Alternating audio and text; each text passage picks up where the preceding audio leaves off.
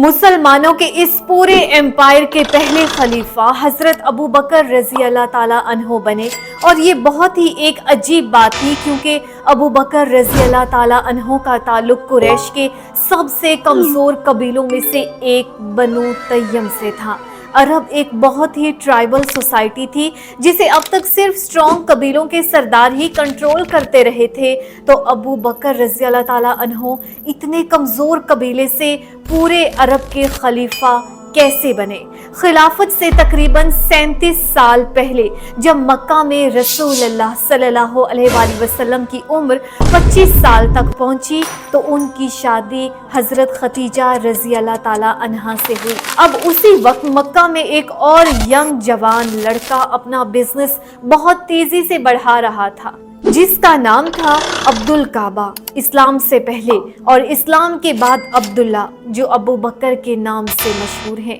आप सल्लल्लाहु अलैहि वसल्लम और हज़रत अबू बकर रज़ी अल्लाह ताला अन्हो की मुलाकात हुई और आहिस्ता आहिस्ता जवानी से ये दोनों एक दूसरे के बहुत करीबी दोस्त बन गए क्योंकि आप सल्लल्लाहु अलैहि वसल्लम और हज़रत अबू बकर रज़ी अल्लाह ताला अन्हो दोनों जवानी से ही मक्का के रिलीजन को सही नहीं समझते थे, मतलब लात मनात और उज़्ज़ा को असली खुदा नहीं समझते थे। काफी सालों की दोस्ती के बाद जब आप सल्लल्लाहु अलैहि वसल्लम के पास जिब्राइल अलैहिस्सलाम इस्लाम का पैगाम लेकर आए तो हज़रत खदीजा और अली रज़ी अल्लाह ताला अन्हो के बाद सबसे पहले इस्लाम उनके बेस्ट फ्रेंड हज़रत अबू बकर रज़ी अल्लाह ताला अन्हो ने कबूल किया और आगे जाकर उनके यही दोस्त इस्लाम के सबसे बड़े लीडर्स बने, जैसे कि तीसरे खलीफा उस्मान, अब्दुल रहमान बिन औफ, जुबैर, तलहा, अबू उबैदा और साद बिन अबी वकास इस्लाम की तरफ सबसे पहले मक्का की ताकतवर नहीं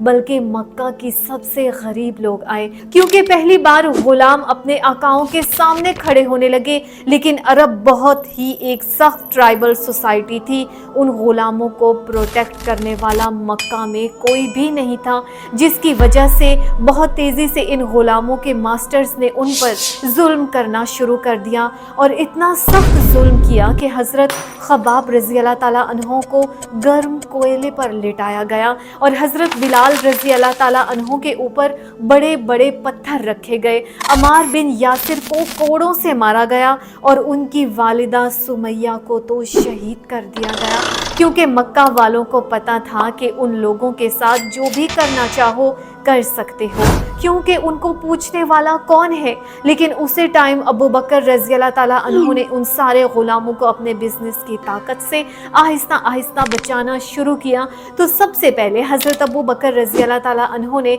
हज़रत बिलाल रज़ी अल्लाह ताला अन्हो उनके मास्टर उमैया से मुंह मांगी कीमत पर ख़रीद कर आज़ाद कर दिया और इसी तरह आहिस्ता आहिस्ता बाकी बहुत सारे गुलामों को ख़रीद कर आज़ाद कराया। मक्का के लोग और हत्ता कि हज़रत अबू बकर रज़ी अल्लाह ताला अन्हो के वालिद जो खुद मुसलमान नहीं हुए थे वो सब इस बात पर हैरान थे कि अबू बकर आखिर क्यों ऐसे कमज़ोर लोगों को आज़ाद कर रहे हैं जो इतने गरीब हैं कि वो इस्लाम की ताकत बढ़ाने में भी कोई ख़ास किरदार अदा नहीं कर सकते। इस इतने सख्त जुल्म की वजह से इस्लाम के पहले दिनों में मुसलमान अपनी सारी एक्टिविटीज़ बाकी मक्का वालों से बिल्कुल छुप के किया करते थे, जिसके लिए उन्होंने एक सीक्रेट हेडक्वार्टर भी बनाया था जिसका नाम था दारुल अरकम। और मुसलमानों का सीक्रेट हेडक्वार्टर भी अबू बकर रज़ी अल्लाह ताला अन्हो की फंडिंग से ही चलता था। इस इतनी परेशान सूरत हाल में जब मक्का वाले मुसलमानों पर बहुत जुल्म कर रहे थे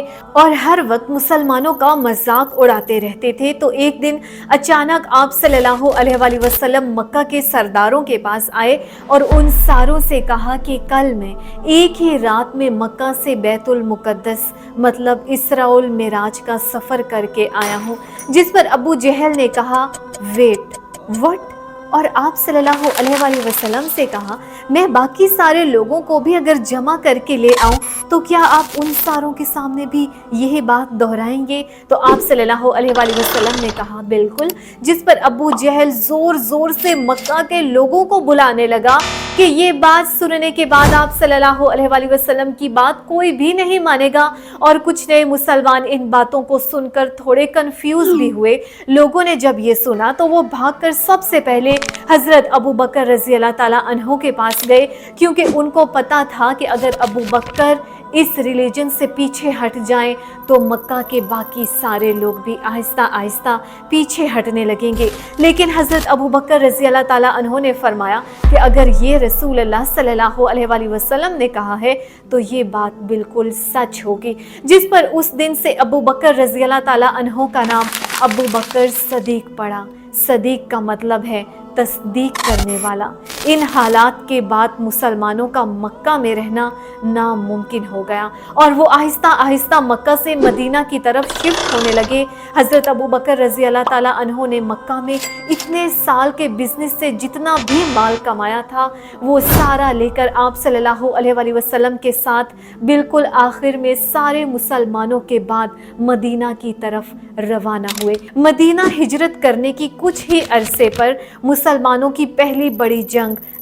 بدر، جس میں ابو بکر رضی اللہ تعالیٰ عنہ تو مسلمانوں کی طرف سے لڑ رہے تھے، جبکہ ان کا اپنا بیٹا دشمنوں کی طرف سے لڑ رہا تھا۔ مطلب باپ ایک فوج میں اور بیٹا دوسری فوج میں، جو اس سے پہلے عرب میں کبھی بھی نہیں ہوا تھا، کیونکہ عرب کی ساری جنگیں ہمیشہ قبیلوں ہی کے درمیان ہوتی تھی۔ جنگ کے بعد ان کے بیٹے کو مسلمانوں نے گرفتار کر لیا، اور گرفتار ہونے کے بعد انہوں نے حضرت ابو بکر رضی اللہ تعالیٰ عنہ سے کہا کہ میں جنگ میں یہ کوشش کر رہا تھا کہ آپ سے دور ہی رہوں تاکہ ہمارا آمنا سامنا نہ ہو، جس پر ابو بکر رضی اللہ تعالیٰ عنہ نے کہا کہ اچھا، میں تو جنگ میں تمہیں ہی ڈھونڈ رہا تھا۔ مطلب بالکل حضرت ابراہیم علیہ السلام کی طرح ابو بکر رضی اللہ تعالیٰ عنہ اللہ کے لیے اپنے بیٹے کو بھی قربان کرنے کے لیے بالکل تیار تھے۔ اور جب جنگ تبوک میں سارے مسلمان اپنے مال کا کچھ حصہ اور کچھ مسلمان اپنے مال کا آدھا حصہ آپ صلی اللہ علیہ وسلم کے سامنے پیش کر رہے تھے، تو ابو بکر رضی اللہ تعالیٰ عنہ نے اپنی ساری دولت جو بھی تھا لا کر آپ صلی اللہ علیہ وسلم کے سامنے رکھی۔ اور حضرت ابو بکر رضی اللہ تعالیٰ عنہ کے ان ساری قربانیوں کو دیکھ کر آپ صلی اللہ علیہ وسلم نے ایک دن فرمایا کہ دنیا میں سب سے زیادہ میری مدد ٹائم اور مال سے ابو بکر رضی اللہ تعالیٰ عنہ نے کی۔ اور ایک صحابی نے یہ بھی فرمایا کہ آپ صلی اللہ علیہ وسلم ابو بکر رضی اللہ تعالیٰ عنہ کے مال کو ایسے خرچ کرتے تھے جیسے وہ انہی کے پیسے ہیں، کیونکہ انہیں پتا تھا کہ ابو بکر رضی اللہ تعالیٰ عنہ کبھی بھی ان کی مدد کرنے سے انکار نہیں کریں گے۔ اور آخر ایک دن وہ دن بھی آئے کہ پچھلے 30 سال کی یہ اتنی قریبی دوستی ختم ہو گئی، اور آپ صلی اللہ علیہ وسلم اس دنیا سے چلے گئے۔ اور اس دن جب پورا مکہ رو رہا تھا تو حضرت ابو بکر رضی اللہ تعالیٰ عنہ نے سامنے آ کر ساروں کو تسلی دی، جس کے بعد مسلمانوں نے آپ صلی اللہ علیہ وسلم کے بعد حضرت ابو بکر رضی اللہ تعالیٰ عنہ کو اپنا نیا بادشاہ منتخب کیا۔ لیکن ابو بکر رضی اللہ تعالیٰ عنہ نے کنگ، بادشاہ، سیزر اور ایسے سارے نام چھوڑ کر اپنے لیے خلیفۃ الرسول اللہ کا نام چنا، جس کا مطلب ہے رسول اللہ صلی اللہ علیہ وسلم کا سکسیسر، جس کے بعد مسلمانوں میں یہ ٹائٹل اگلے 1300 سال تک چلتا رہا۔ مدینہ کے مسلمانوں نے تو انہیں اپنا نیا خلیفہ منتخب کر لیا، لیکن عرب کے باقی سارے قبیلوں نے ان کی خلافت سے بغاوت کا اعلان کر دیا، جسے پھر ایک ایک کر کے ان ساری بغاوتوں کو انہوں نے کچل ڈالا، اور پھر اپنے جنرل خالد بن ولید کو فارس کی سلطنت کی طرف بھیجا، اور بہت تیزی سے خالد بن ولید نے ایران کے اندر یہ سارے علاقے فتح کر لیے، اور بالکل اسی وقت انہوں نے 4 فوجی رومن امپائر کی طرف بھی بھیجے۔ لیکن رومن امپائر میں مسلمانوں کی فارس کی سلطنت کے مقابلے میں حالت بہت ہی خراب تھی، اور ابو بکر رضی اللہ تعالیٰ عنہ کو پتا تھا کہ اب رومن امپائر میں مسلمانوں کی یہ حالت صرف ایک ہی شخص بدل سکتا ہے، خالد بن ولید۔ اسی لیے ابو بکر رضی اللہ تعالیٰ عنہ نے فارس سلطنت کا شہر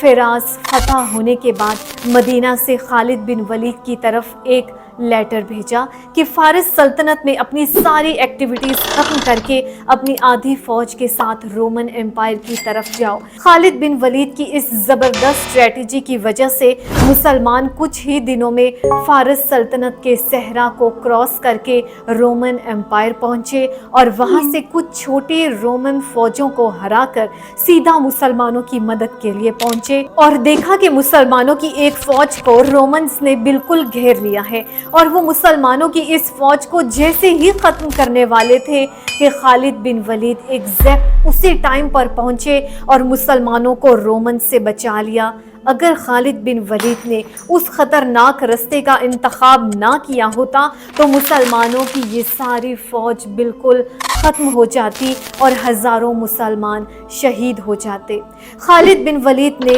اس فوج کو بچا کر رومن سلطنت میں مسلمانوں کی ساری فوجوں کو متحد کیا اور انہیں متحد کر کے بہت تیزی سے رومن امپائر میں آگے بڑھنے لگے اور کچھ ہی عرصے میں اس سارے علاقے کو فتح کر لیا جسے آج ہم اردن کہتے ہیں، اور سیدھا رومن امپائر میں سیریا شام کے مین سٹی دمشق کی طرف بڑھنے لگے۔ لیکن جیسے ہی مسلمان اس شہر کے قریب پہنچنے لگے تو یہاں سے بہت دور مدینہ میں مسلمانوں کے خلیفہ ابو بکر رضی اللہ تعالیٰ عنہ کی طبیعت اچانک خراب ہو گئی، اور جیسے ہی مسلمانوں کی فوج نے رومن امپائر کا مین شہر دمشق کو ہر طرف سے گھیر لیا تو اس کے صرف 2 دن بعد مسلمانوں کے پہلے خلیفہ حضرت ابو بکر رضی اللہ تعالیٰ عنہ اس دنیا سے چلے گئے۔ لوگ نارملی ابو بکر رضی اللہ تعالیٰ عنہ کی خلافت کو اتنا کریڈٹ نہیں دیتے، لیکن اگر دیکھا جائے تو ابو بکر رضی اللہ تعالیٰ عنہ نے صرف 2 سالوں میں پورے عرب کی بغاوتوں کو کچل کے پورا عرب دوبارہ متحد کیا اور پہلی بار قرآن کو ایک کتاب کی شکل میں کمپائل کیا، اور ایک ہی ٹائم پر اس وقت کی 2 بڑی سپر پاورز رومن اور فارس کی سلطنت پر حملہ کر کے ان سے ان سارے علاقوں کو فتح کر لیا۔ اور ان سب کاموں کے دوران ایک دن حضرت عمر رضی اللہ تعالیٰ عنہ نے دیکھا کہ ابو بکر رضی اللہ تعالیٰ عنہ ہر صبح کہیں دور کسی ایک گھر میں جاتے ہیں۔ جب انہوں نے ان کا پیچھا کر کے پتہ کیا تو پتہ چلا کہ حضرت ابو بکر رضی اللہ تعالیٰ عنہ اتنے بیزی کاموں میں بھی ہر صبح ایک بوڑھی عورت کے گھر کی دیکھ بھال بھی کرتے تھے، جسے دیکھ کر حضرت عمر بالکل حیران ہو گئے اور کہا، اے ابو بکر، تم نے اپنے بعد آنے والے خلیفاؤں کو ایسی مثال قائم کر کے بہت مشکل میں ڈال دیا ہے۔ ابو بکر رضی اللہ تعالیٰ عنہ تو دنیا سے چلے گئے، لیکن ان کے بعد ان کی اولاد کا دنیا پر بہت بڑا انفلوئنس رہا ہے، جیسے کہ امام جعفر الصادق اور امام الجوزی جیسے بڑے بڑے اسکالرز ابو بکر رضی اللہ تعالیٰ عنہ کی اولاد میں سے ہیں۔ اور حتیٰ کہ آج سے 100 سال پہلے انڈیا کی سب سے امیر ریاست حیدرآباد کے نظام بھی، جو ایک ٹائم پر دنیا کا سب سے امیر آدمی بھی تھا، وہ بھی ابو بکر رضی اللہ تعالیٰ عنہ کی اولاد میں سے تھے۔ ابو بکر رضی اللہ تعالیٰ عنہ نے وفات سے پہلے ایک بہت بڑا کام کیا تھا۔ جیسے ہی ان کی بیماری بڑھتی گئی، انہیں پتہ چل گیا کہ ہو سکتا ہے یہ اب ان کے دنیا میں آخری دن ہو، اسی لیے انہوں نے جلدی ہی اپنے سارے ٹرسٹڈ ایڈوائزرز کو بلایا اور ان ساروں کو پہلے سے بتا دیا کہ میرے بعد مسلمانوں کی اتنی بڑی سلطنت کا دوسرا خلیفہ کون ہوگا۔